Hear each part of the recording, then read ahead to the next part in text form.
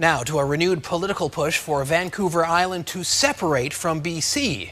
A new party is formed with a simple mandate: make the island Canada's 11th province. It's also dangling the prospect of free ferry travel. Is it realistic or ridiculous? CTV's Chandler Grieve reports. Vancouver Island, home to nearly 800,000 fiercely proud and uniquely independent islanders. So is it time for the island to go at it alone and become Canada's 11th province? This man thinks so. We'll be much better off as a province of Canada than just a region of British Columbia. Robin Richardson is a former Ontario MP who moved to the island 30 years ago. The politician thinks his adopted home would be better served if it's separated from the rest of BC, and his new political party is ready to fight for it. We on Vancouver Island have been neglected by federal and provincial governments for time after time after time. The Vancouver Island Party platform includes lower or even free ferry fares, a bridge from the Campbell River area to the mainland, and free tuition for island students. He thinks all of this could happen by separating from the rest of the province.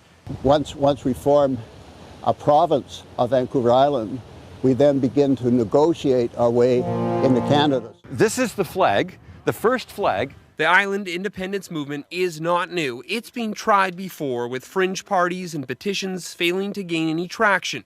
This political scientist says the emergence of this party means one thing for certain: an election is coming up. It's not an unheard of comment, but I think it strikes some people as kind of an odd statement. And a pretty affluent, well-to-do part of the country, and it shows you it's a silly season, and we're getting ready for an election next May. But is there any appetite out there to move away from BC? No, I like BC. I think we do well as the capital here. Why should it change now? We're part of BC, and it's always been that way, and no. Just seems a bit crazy. Could work if it's really well planned out. The Premier was also asked about her newest political opposition today, brushing it aside with an attempt at humor. Well, I tell you, if they leave British Columbia, they're not going to be getting any of those LNG revenues. But Richardson says his party is no laughing matter and will spend the summer recruiting 14 candidates to run in each island riding for next May's election. Chandler Grieve is live at the legislature tonight. Chandler, the separation movement may seem far-fetched now, but islanders do tend to vote differently than the rest of the province, don't they?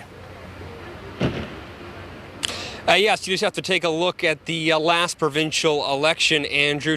Only two of the 14 seats on the island went to the Liberals, and of course the Liberals would go on to form a majority government here in BC. But the issue of separation, obviously completely different for now. The Vancouver Island Party will launch tomorrow. Plans is to get people talking, get their candidates in place by November.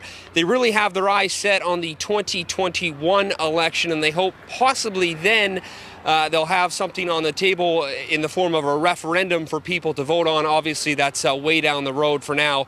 They just want to get the conversation started, Andrew. Okay, a lot to do in 5 years. Chandler Grieve reporting live tonight. Thank you.